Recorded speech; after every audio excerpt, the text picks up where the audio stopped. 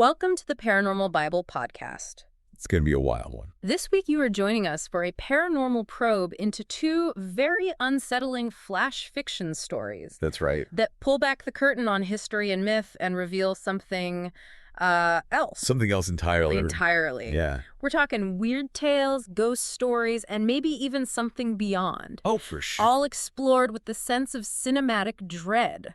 That's right. That we all know and love. Think of it as your shortcut to the spooky side of history and legend. Yes. We've got two narratives that ask a pretty fundamental question. Okay. What if the stories we think we know have a terrifying underbelly? I like that. Yeah. First up, we're diving into Babel's shadows. Ooh. Now, picture this. You're a linguistics student, Sarah Dubois, Okay. and you stumble upon what could be the Rosetta Stone of lost languages. Interesting. An ancient scroll hidden within a forgotten thesis. Wow. It's the kind of discovery that could rewrite history, right? Oh, yeah. But for Sarah, it spirals into a terrifying reality. Oh, no. What struck me immediately was the almost willful resistance of this scroll. Refusing to unfurl like it was guarding its secrets. Right. What did you make of that initial detail? It immediately sets a tone, doesn't it? It's more than just old parchment. Right. It hints at something. Mm. That active, unwilling to be revealed. Yeah. And Sarah's decision to photograph it clandestinely speaks to that human urge to peek behind the forbidden curtain. Yes. Even when a little voice is telling you not to. Exactly. And that impulse puts her on a collision course with Professor Alexandre Moreau. Uh-oh. His reaction to seeing those photos, pure fear, that's when you know this isn't just about dusty academic papers anymore. Yeah, it's like she's unearthed something that should have stayed buried. Oh. Very Indiana Jones. For sure, for sure. What's fascinating here is the shift in Moreau. Okay. From being terrified to reluctantly guiding Sarah. Interesting. It suggests a deep conflict within him. The academic desire to understand battling a primal fear of the unknown. Makes sense. And when they end up in his dusty attic office, it feels straight out of a classic ghost story. Oh, yeah. The isolated setting, the forbidden knowledge being whispered in the shadows. Giving very, very spooky vibes. You can almost smell the mildew in old paper, can't you? Oh, absolutely. It's the perfect atmosphere for uncovering something truly unsettling. For sure. And Moreau's line, "Words aren't merely sounds, child. Okay. They're the scaffolding of the world." Whoa. That really resonated with me. Yeah. It's not just about communication, is it? Right. It suggests that language has a fundamental power to shape our reality. Absolutely. Have you encountered that idea in other contexts? Absolutely. Think about how legal documents literally define agreements and obligations. Right. Or how spells and incantations in folklore are believed to alter reality through specific words. Oh, yeah. Moreau's statement, though within a fictional context. Right. Taps into a very ancient and widespread belief about the power inherent in language. It's very powerful. Yeah. So when Sarah finally translates that last line, Okay. and her dorm room starts to unravel the flickering screen, the lengthening shadows, Spooky. that sound you can't quite play. It feels like that scaffolding of her world is starting to crumble. Oh, yeah. Yeah. It's a brilliant, subtle descent into the uncanny. For sure. And then Moreau's terrified pronouncement. Okay.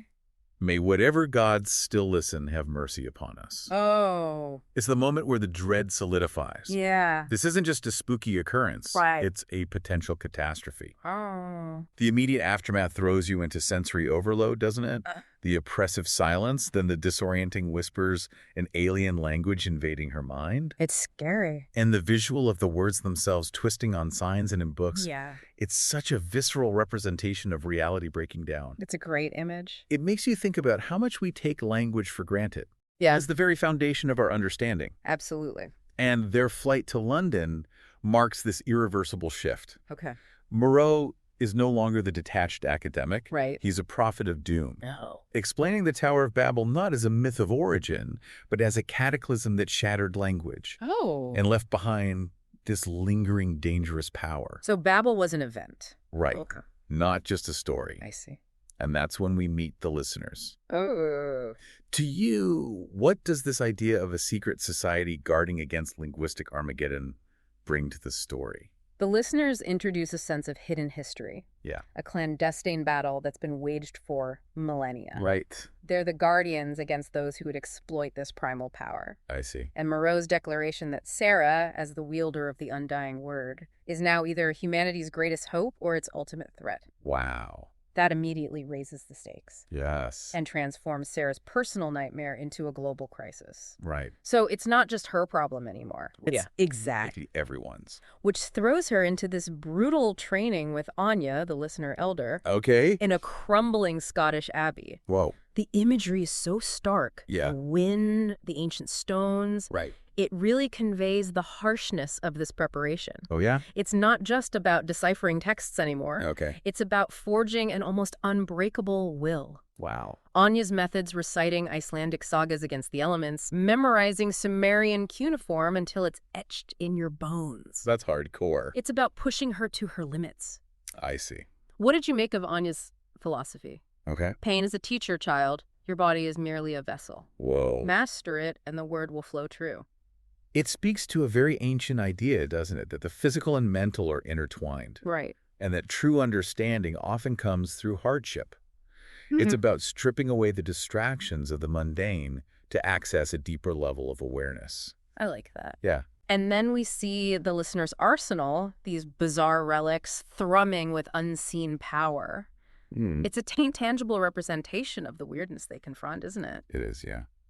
Anya's warning about those who seek to misuse Babel's echoes underscores the constant danger they face. Right. The threat is always there. Yes. And that bronze dagger etched with syllables of binding, Right. it feels like something ripped from the pages of ancient mythology. Oh, yeah.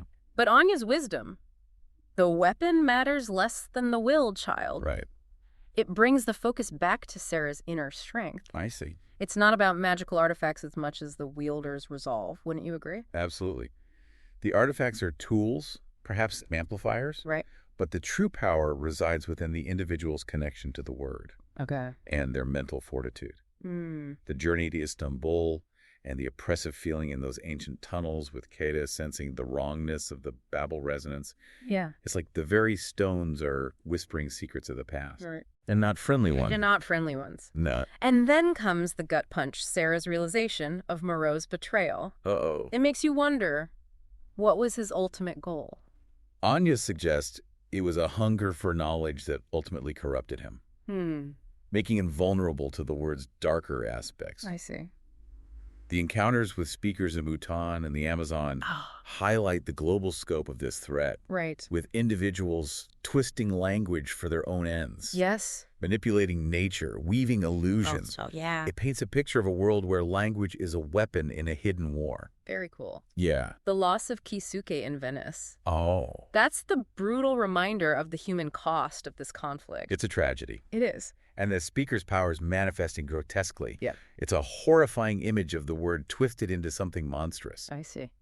Anya's resilience in the face of all this loss is truly remarkable. Right. Not while breath still fills our lungs. Yeah. That's the spirit of the listeners, isn't it? It is. And the confrontation with Moreau is the inevitable showdown. Oh, yeah. His transformed appearance is a physical manifestation of his corrupted ambition. Right. This twisted hunger for ascension through Babel's power. I see.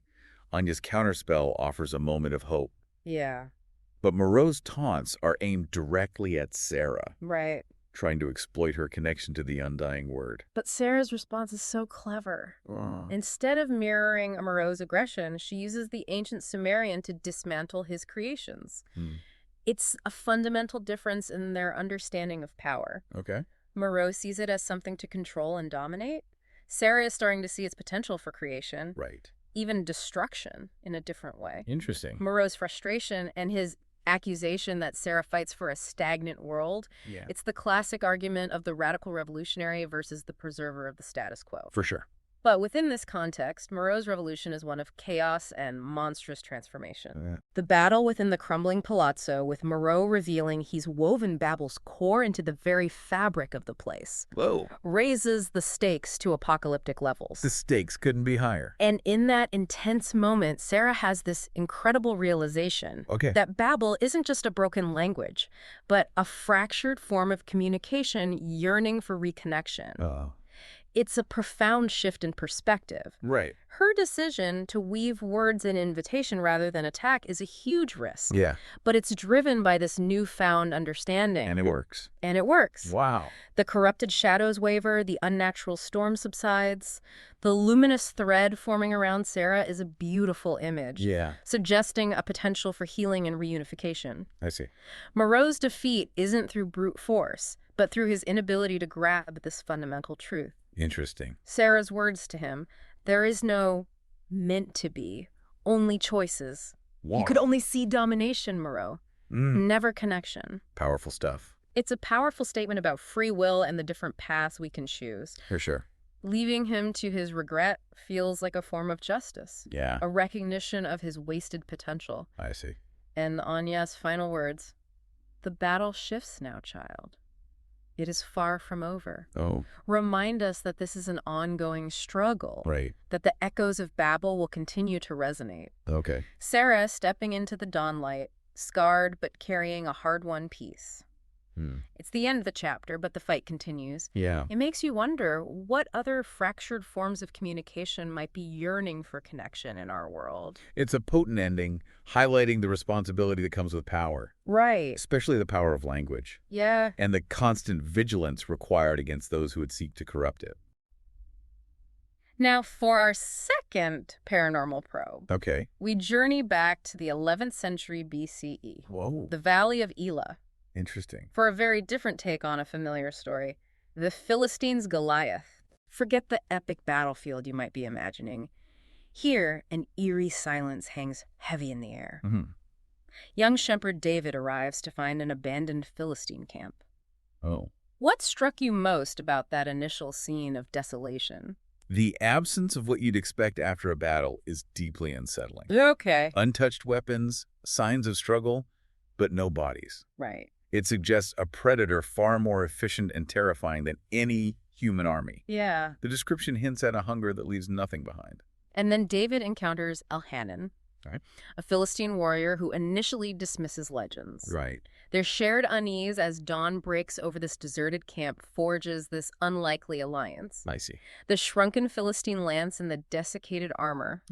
These are such gruesome details, painting a vivid picture of a force that doesn't just kill. Right. It consumes. Oh. Elhanan's chilling realization. Okay. Not slain, sucked, dry. Oh my God. Is truly horrifying. Yeah. It takes the familiar narrative into a completely unexpected realm. For sure. It completely reframes the encounter with Goliath, doesn't it? Yeah. This isn't about a traditional battle of strength. Right. It's about confronting a primal hunger. I see. David's simple question, where is Goliath? Yeah. And Elhanan's fearful response immediately tell you that this giant is something far beyond the legend. Interesting. Those single, massive footprints leading away from the camp, not in retreat, but in this deliberate stride. Oh, wow. They speak of a creature driven by an insatiable need. Yeah. And the swath of dead olive trees uprooted in this mindless act of destruction. Whoa. It's a stark visual of its power. Right. Then David finds that oddly smooth, oversized sling stone. It feels like a small detail. Yeah. But it becomes significant, doesn't it? It does. It leads Elhanan to that chilling realization. Goliath didn't just wander off. Yeah. He found a place where he becomes. Right. It suggests a transformation, a connection to something even more monstrous. Their uneasy alliance, bridging enemy lines in the face of a greater threat, Yeah.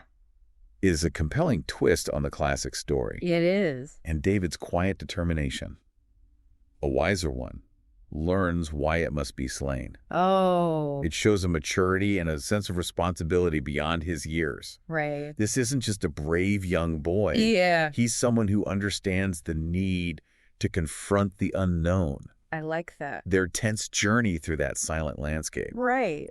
The anticipation is palpable. You can almost feel the weight of the unseen threat. Yeah. The hidden valley revealing Goliath on his knees, his monstrous physique withered.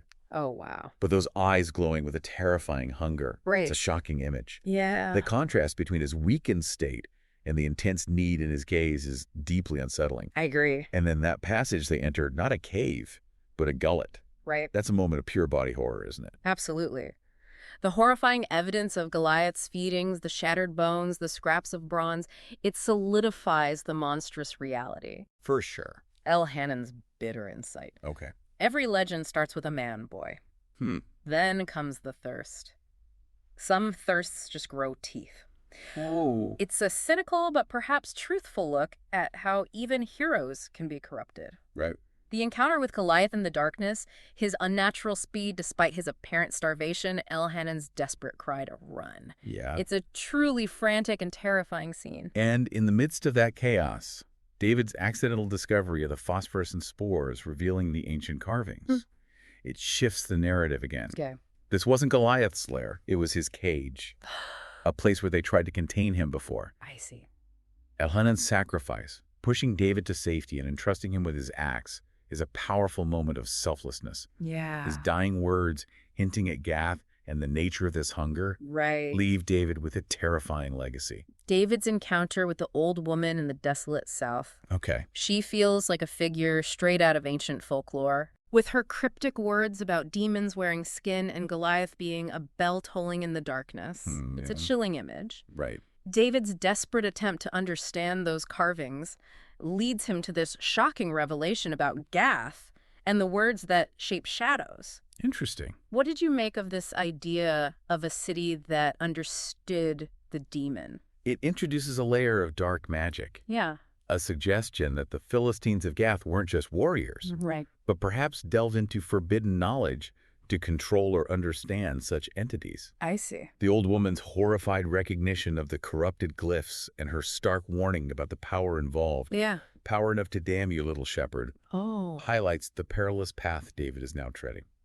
But his response, I hunger for it to die, it's a raw, visceral determination. Absolutely. The old woman's harsh tutelage, the chanting, the carving of glyphs onto his skin, it's a transformation of David from shepherd boy to something more. Yeah. Imbued with this cold fire, as the story describes it. This transformation is crucial. Yeah. It shows the lengths to which one might go when faced with the truly monstrous. Right. The confrontation with Goliath, now grotesquely enlarged and with a calculating intelligence in his eyes, Right. underscores the demon's ability to learn and adapt. The old woman's grim observation, he consumes more than flesh. It learns. Whoa. Raises the stakes even higher. Right. David's use of the corrupted glyphs. Yeah. It's a desperate gamble, wielding a power he barely understands against something ancient and malevolent. The chaotic battle Goliath's roar shaking the earth is this brutal, primal clash.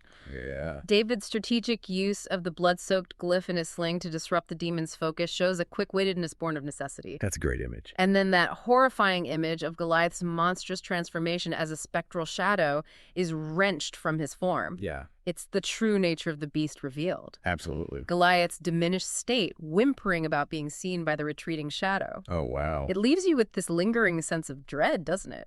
It does. Yeah. And David's grim pronouncement. Right. It will. Yeah. Followed by the binding of the remaining demonic essence. Right. It's a stark and decisive act. Absolutely. The arrival of the villagers and David's changed demeanor. Yeah. No longer just a shepherd. Right. Signals a profound and irreversible transformation. Yeah, it does. His final chilling words, there will be others, and when they come, I will be waiting. Right. Leave the listener with a sense of unease and the knowledge that this victory is just the beginning of a much larger, darker struggle. Makes you wonder, what other ancient evils might be lurking in the shadows of our familiar stories? So as we conclude this paranormal probe into these two flash fiction stories, Okay. what key insights can we draw about power, language, and the monstrous? Good question. In Babel's Shadows, we see how language, the very tool we use to build and understand our world, Yeah. can itself become a source of immense and terrifying power. Sarah's journey underscores the profound responsibility that comes with uncovering forgotten knowledge. Right. And the constant struggle against those who would pervert it for their own gain. I see. The idea that words can shape reality itself is a chilling notion. Yeah. What ancient powers encoded in forgotten tongues might still lie dormant around us, waiting for the right inflection to awaken them? It's a frightening thought. It is. And in the Philistines' Goliath, we see how even legendary figures can be twisted and corrupted by something ancient and parasitic, Yeah. driven by a hunger that transcends human understanding. Right. David's transformation from a simple shepherd to a demon hunter raises unsettling questions about the cost of confronting such darkness. Right. Can you truly defeat a monster without becoming one yourself? The silence in that abandoned Philistine camp is perhaps the most haunting element. Yeah. A stark reminder of a predator operating outside the boundaries of human comprehension. I agree. It forces you to reconsider the comfortable narratives of our myths. What if the fantastical elements are rooted in something far more sinister and real? These flash fiction stories, though brief, offer a fascinating glimpse into worlds where the paranormal isn't a distant fantasy, but a tangible and dangerous reality woven into the fabric of history and language. For sure. They invite you to consider the hidden forces that might be at play all around us. Yeah. The echoes of forgotten powers, and the individuals who stand against the encroaching darkness. Right. We encourage you to delve deeper into these themes. Okay. What other tales explore the terrifying potential of language or the corruption of legendary figures? Great question. Share your thoughts with us. Yeah. Rate and follow the Paranormal Bible Podcast That's right. for more captivating explorations into the weird and the wonderful. See you this time. Until then, Yeah. sweet dreams. Sleep tight. Bye.